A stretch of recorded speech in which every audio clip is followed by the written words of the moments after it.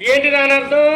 ఇప్పుడు పంది చావకూడదు, అబద్ధం ఆడకూడదు. మరి ఏం చేయాలి? దాని అర్థం అదే.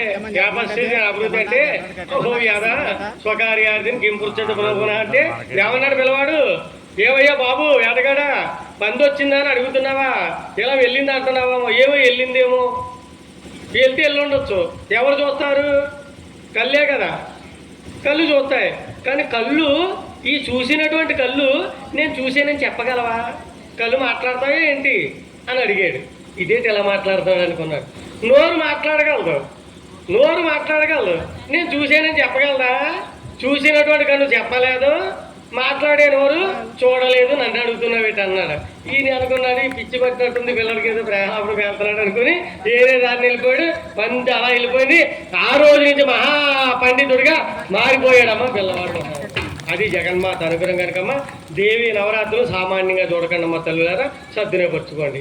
సరే, దేవి నవరాత్రుల మహిమంతా గొప్పదనం అంతా చెప్పాను. మరి ఇప్పుడు ఆ దేవి నవరాత్రులు ఆరాధించే దేవత ఎవరు? దుర్గాదేవి జగన్మాత.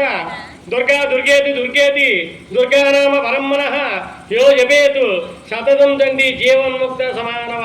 జీవించకుండగానే ముక్తిని కలిగించే ఒకే ఒక నామం దుర్గానామం అటండి.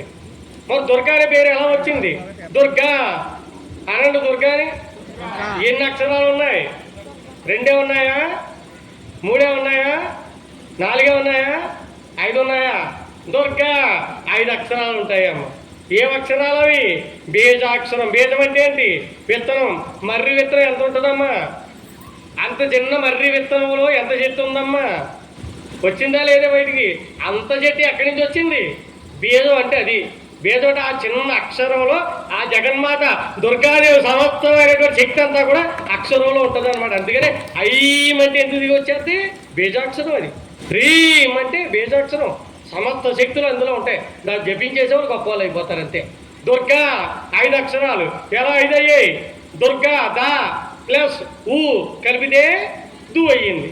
దకారం ఉంది, ఉకారం ఉంది. దుర్గా రా ప్లస్ ఆ కలిపితే రా. దీర్ఘం ఉండాలి. దుర్గా అని పేరు ఎవరికైనా ఉందా? లేదా? ఉందా? దుర్గా అనాలి. దీర్ఘం లేకుండా దుర్గాని రాయకూడదు. దుర్గా అంటే దుర్గముడు, రాక్షసుడు, వాడి పేరు అది. రాక దీర్ఘం లేకపోతే ఎవరి పేరు అది? రాక్షసుడు, దుర్గముడు పేరు అనమాట. అకారమైన దుర్గములు అంటే కష్టాలు, బాధలు, బెంగలు, సమస్యలు, ఇబ్బందులు అని అర్థం. అకారం కలపగానే అడ్డు ఇబ్బందులన్నీ తొలగించేసి జగన్మాత పేరు అయిపోద్ది అనమాట. అకారం అంత గొప్పదనం ఉంది. అంటే దుర్గా అని ఉంటే రాక దీర్ఘం ఉండాలి ఖచ్చితంగా. కింద ఏముంది? రా కింద గా గణపతి బీజాక్షరం. దకారం దైత్యనాశిని, ఉకారం విఘ్ననాశిని, రకారం రోగనాశిని, తర్వాత రకారం భయనాశిని, గకారం అజ్ఞాన నాశిని. ఒక దుర్గా దుర్గా దుర్గాన్ని ఎవరైతే నిరంతరం జపిస్తుంటారో వాళ్ళందరికీ ఈ 5 రకాలైనటువంటి ఫలితాలు వస్తాయి. ఎంత గొప్పదని చెప్పండి దుర్గానామం. మహాశక్తివంతులు అయిపోతారు మా దుర్గాది ఉపాసకులు. నేను ఇలా మాట్లాడుతున్నానా? ఎక్కడి నుంచి వచ్చింది అనుకున్నారు ఈ మాట? నేను మాట్లాడుతున్నాను అనుకున్నారా? నేను మాట్లాడుతున్నానని ఆలోచన కానీ నా మనసులో వచ్చిందా? నా నోట్లోంచి ఒక్క మాట రాదా? అది గుర్తుపెట్టుకోండి ఎవరైనా సరే. నేను అన్న ఆలోచన వచ్చిందా పతనం మొదలైపోద్ది అంతే. అది గుర్తుపెట్టుకోవాలి ఇప్పుడు కూడా. భగవంతుడు ఉపాసకుడు అనేవాడు ఎవరు పలికిస్తున్నారు? పలికించు భాగవతమట, పలికించడు విపుండు రామభద్రుడు. అలా ఇక్కడ ఎవరు పలికిస్తున్నారు? అమ్మ. మనం ఏ దేవతను ఆరాధిస్తే ఆ భగవంతుడు మనలోంచి పలికిస్తాడమ్మా. నన్ను మామూలుగా చూస్తే నన్ను చూసి ఎవరైనా పురాణం చెప్తాడని అనుకుంటారమ్మా. ఈడేట్రా పక్క చిక్కిపోయిన ప్రాణం వచ్చాడు, ఎండిపోయిన తొండపిల్లన మా నూరు వచ్చి పురాణం చెప్పి అనుకున్నారా లేదా? మరి స్టేజ్ ఎక్కేకేంటి? స్టేజ్ ఎక్కితే నేను కాదు ఇక్కడ ఉన్నది. ఇక్కడ ఉన్నది ఎవరు? జగన్మాత ఆవరించేస్తుంది, ఆవిడ పలికించేస్తుందమ్మా. కనుక ఇప్పుడు ఆ భావంతో ఉండాలి భగవంతుడు ఉపాసకులు. అప్పుడే గొప్ప వాళ్ళం అవుతాం అనమాట.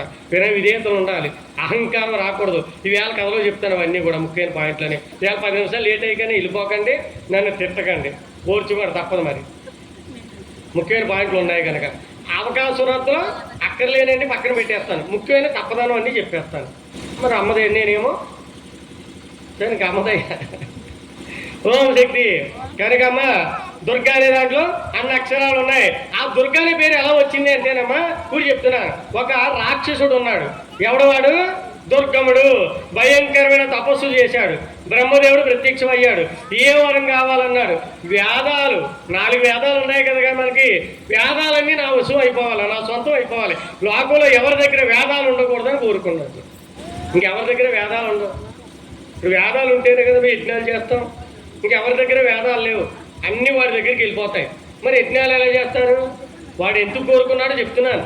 ఇప్పుడు వేదాలు వాడు వసువు అయిపోయాయమ్మా, వాడికి ఏమైనా ఉపకారం ఉందా దానివల్ల? ఎటువంటి ప్రయోజనం లేదు. మరి ఎందుకు కోరుకున్నాడు అటువంటి వరం అంటే దానినే రాక్షస గుణం అంటారమ్మా. ఎలా ఉంటుంది చెప్పనా రాక్షస గుణం? ఇద్దరు అన్నదమ్ములు ఉన్నారట, తపస్సు చేస్తున్నారు. ఎక్కడ చేస్తున్నారు? మన ఆనపర్తి సావరంలో అర్జునరావు గారు దుర్గాదేవి మందిరం ఉంది కదా, అక్కడ కూర్చుని ఒక ఆయన తపస్సు చేస్తున్నాడు. రెండో ఆయన మాధవపట్నం జగన్మాత ప్రశాంతాసులు కూర్చొని తపస్సు చేస్తున్నాడు. ఇద్దరు అన్నదమ్ములే. బ్రహ్మదేవుడు ఇక్కడ ఉన్నవాడు కనిపించాడు. ఎవరు ఏం కావాలని అడిగాడు. మా అన్నగారు కనపడతావా అని అడిగాడు. అంటే వాడు ఏం కోరేసుకుంటాడు అని. ఇద్దరికే పడదు అన్నదమ్ములైనప్పటికీ. అక్కడికి వెళ్ళాడు బ్రహ్మదేవుడు. మా తమ్ముడు ఏమడిగాడు అంటున్నాడు. 4 సార్లు తిరిగి నాకు వయసు పెరిగిపోతున్నాయి, మోకాళ్ళని ఎక్కువైపోతున్నాయి, నేను తిరగలేనురా, నువ్వు అడుగుతావా మానేస్తావా అన్నాడు. ఎవరు? అందులో ఒకడు. అంటే ఇది ఆలోచించాడు, నాకు కలిసి రాకపోయినా పర్లేదు, వాడు నాశనం అయిపోవాలి, అది వాడు కోరుకుంటాడు. అదే రాక్షస గుణం అంటే. రాక్షసులు ఇప్పుడు అలాగే కోరుకుంటారమ్మా. అందుకే రాక్షసులు అంతంత తపస్సులు చేశారు కదమ్మా, ఎంతకాలం చేశారమ్మా, ఎన్ని వరాలు పొందారమ్మా. భగవంతుడే దిగొచ్చాడు కదమ్మా, వరాలు ఇచ్చాడు కదా, ఒక్కడైనా సుఖంగా పట్టగట్టగలిగారమ్మా. ఎందుకని? అంతకాలం తపస్సు చేసి భయంకరమైన సావులు కోరుకున్నారు. ఎందుకంటే వాళ్ళ గుణాలు మంచివి కాదు, వారి భావాలు మంచివి కాదు, వారి ఆలోచన విధానం మంచిది కాదు, వారు అడిగినటువంటి విధానం మంచిది కాదు, లోకానికి హాని కలిగించే విధంగా అడిగారు కనుక అలా నశించిపోయారు. అక్కడికి వెళ్ళి వీడు అన్నాడు, మా తమ్ముడు చెప్పవాలని చెప్పి మా తమ్ముడు ఏం కోరుకున్నా సరే దానికి రెట్టింపు నాకు ఇచ్చేయమని అడిగాడు. డబల్ అన్నమాట. వాడు 100 ఎకరాలు అడిగితే వీడికి 200 ఎకరాలు. ఎంత తెలివిగా అడిగాడండి మేధావి. అక్కడికి వెళ్ళాడు. మా అన్నగారు ఏమడిగాడు అన్నాడు, నువ్వేం అడిగినా సరే వాడికి డబల్ వెళ్ళిపోతావా మరి రెట్టింపు అన్నారు. వీడికి టెన్షన్ మొదలైంది. ఏమడిగినా నేనే లాస్ అయిపోతాను, వాడే బాగుపడిపోతాడు. బాగా ఆలోచించాడు. అప్పుడు అడుగుతాడమ్మా, బ్రహ్మదేవా నేను ఏమైపోయినా పర్లేదు, వాడు మాత్రం సర్వనాశనం అయిపోవాలి, మట్టి కొట్టుకుపోవాలి, అందుకే అడుగుతున్నాను, నాకు ఏ వరం ఇచ్చినప్పటికీ వాడికి రెట్టింపు వెళ్ళిపోతుంది కనుక నాకు కన్ను తీసేయి అన్నాడు. వీడికి ఒక కన్ను పోయింది, వాడికి 2 కళ్ళు పోయాయి. నాకు కాలు తీసేయి అన్నాడు, వాడికి నాకు చెయ్యి తీసే అన్నాడు. వాడికి అమ్మ కన్ను పోవాలంటే అంతకాలం తపస్సు చేయాలా? బ్రహ్మదేవుడు వచ్చి వరమే వాళ్ళ ఎలా పొడిచేసుకుంటూ పోతామ్మా. అది ఎంత అజ్ఞానం చూసారా మరి. అది రాక్షస గుణం అంటే. ఎప్పుడు అలాగే ఉంటారు. ఎంత భయంకరమైన తపస్సులు, దుర్మార్గమైన ఆలోచనలు అనమాట. ఎట్టి పరిస్థితుల్లో అలాంటి ఆలోచనలు ఉండకూడదు అనమాట. అందుకనమ్మా వీడు ఎందుకు అలా కోరుకున్నాడంటే వేదాలు ఎప్పుడైతే వాడు సొంతం అయిపోయాయో బ్రాహ్మణుల దగ్గర వేదాలు ఉండవు. వేదాలు లేకపోతే యజ్ఞాలు చేయడానికి ఉండదు. యజ్ఞాలు లేకపోతే స్వాహ అని వేసే అవిస్సులన్నీ దేవతలకు ఆహారంగా వెళ్తాయి. దేవతలకు ఆహారం ఉండదు. దేవతలకు ఆహారం లేకపోతే మా వాళ్ళు పక్క చిక్కిపోతారు తిండి లేక. మనకు వర్షాలు పడవు. మనకు వర్షాలు పడకపోతే పంట ఉండదు. పంట లేకపోతే వరి ఉండదు. వరి లేకపోతే ధాన్యం ఉండదు. ధాన్యం లేకపోతే అన్నం ఉండదు. అన్నం లేకపోతే మనం ఉండవు. మొత్తం 3 లోకాలు నాశనం అయిపోతాయి. అటువంటి వరాన్ని కోరుకున్నాడు వాడు. వాడు కోరుకున్నది ఒక్కడే, కానీ ఎంతమందిని ఇబ్బంది పెడుతున్నాడండి. ఇక్కడ మానవుల్ని, జంతువుల్ని, అక్కడ దేవతలకి, అందరికీ ఇబ్బంది కలిగే విధంగా కోరుకున్నాడు అనమాట. అందుకని అలా అడగకూడదమ్మా. అమ్మ చివరికి వచ్చిన వాళ్ళందరూ నన్ను పట్టించుకొని ఆ పక్క తిరిగి చూస్తున్నారు ఏంటమ్మా అంటే మనకు సంబంధం లేదు, ఏది అన్నం చూస్తున్నారు. అలా ఆ చివర టోపీ గారు అయితే తెగ మాట్లాడుకుంటున్నాడు. ఎలక్ట్రీషియన్ గారు కబుర్లు పెడుతున్నాడు మీటింగ్ అక్కడ పురాణం చెప్తుంటే. మరి అలా నా పురాణం ఏమంటారు, ఇంకా నాకు వెనక ముందు 4 ఎప్పుడు కళ్ళు ఉంటాయి, మన్నీ కనపడిపోతూ ఉంటాయి. పురాణం చెప్తుంటానే కానీ అన్నీ చూస్తుంటాను. నేను పెద్ద మంచోనే కాదు, సుందోనే ఉన్నమాట చెప్పుకోవాలి కదా. ఏకాదశి నాడు పుట్టాను, 30 ఏకాదశి నాడు. అందుకని ఆకాశంలో అయిపోయిన అంటారు కొంతమంది. అది అమ్మదయ్యా. బాగా వినండి దృష్టి పెట్టి. కనుకమ్మ ఎలా అడగాలి చెప్పండి మరి దేవుణ్ణి. అలా అడగకూడదని చెప్పాము. ఎలా అడగకూడదు ఒకసారి చెప్తున్నాను చూడండి, మీకు అర్థమయ్యే విధంగా. ఓ భార్య భర్త అమ్మవారిని ప్రార్థించారు. ఓ టక్ అని చెప్పేస్తాను టైం వేస్ట్ అవ్వకుండా. ముఖ్యమైన పాటు అమ్మవారిని ప్రార్థించారు. అమ్మ ప్రత్యక్షమైంది. ఏ వరం కావాలని అడిగింది అమ్మ. అమ్మ కనపడటమే గొప్ప. ఆవిడ వచ్చామన్నది మీ భక్తికి వచ్చానురా, 3 వరాలు ఇస్తాను మీకు అంది అమ్మ. ఒకటే గొప్ప కదా, 3 ఇచ్చేస్తానండి ఏకంగా. వీళ్ళకి టెన్షన్ వచ్చేస్తాయి. ఆవిడ అంటుంది ఏడు ఒక 1000 కోసలు బంగారం అడిగింటే బంగారం రేటు పెరిగిపోతుంది కదా. ఈయన అంటాడు అలాగే ల్యాండ్లే పెరిగిపోతుంది కదా, మంచి సైట్లు గట్ట అడుగుదాం. అవి 100 ఎకరాలు. ఇద్దరు దెబ్బలాడుకున్నారు. మరి అడుగుతారు పంపంటారని అమ్మ. కంగారు వచ్చేసి సరే 3 వరాలు ఇస్తుంది కదా, మిగతా 2 మంచిగా అడుగుదామని చెప్పి ముందు వారం ఏమడుగుతున్నారు తెలుసా, వారిద్దరికి ముక్కులు పెద్ద పెద్ద ముక్కులు అంటమ్మా. అదే మన కేసీఆర్ గారు ఉన్నారు కదా, అంతకంటే పెద్ద ముక్కు, ఎంతొంత ముక్కులు ఉన్నాయట ఇద్దరికీ. వాళ్ళు ఎవరు పేరు పెట్టి వెళ్ళరాట ఆ ఊర్లో, పండోడా పండ ముక్కు అంటారట. ఇప్పుడు రేపు పొద్దున మనం బయటికి వెళ్తే మన ముక్కులు చూసి అందరూ ఆశ్చర్యపోవాలి, అందమైన ముక్కులు ఎలా వచ్చాయని చెప్పి.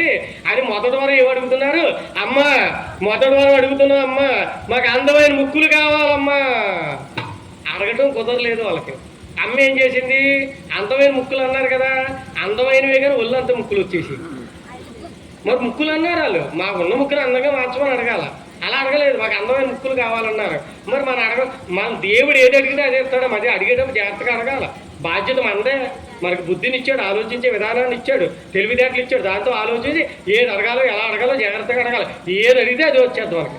అది తెలియక అదేంటి అమ్మ నాకు ఎలా ఇచ్చింది ఏంటంటే, అమ్మ ఇవ్వదు, నువ్వు అడిగితే ఇస్తుంది. గుర్తుపెట్టుకోండి కావాలంటే.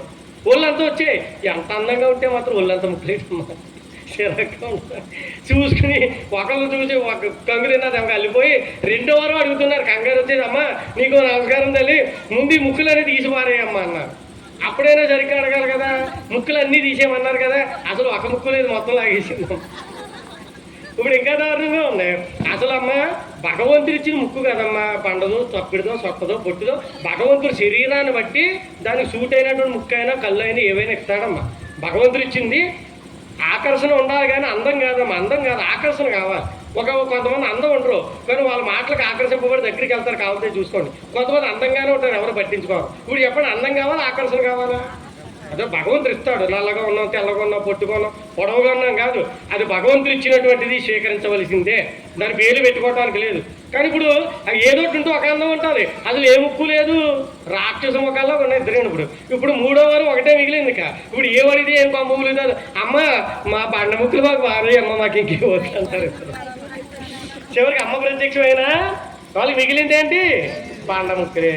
బాగుందా అడగటం? అడిగే విధానం తెలియాలా వద్దా? ఎలా అడగకూడదు, ఎలా అడగాలో చెప్తున్నాను ఇప్పుడు.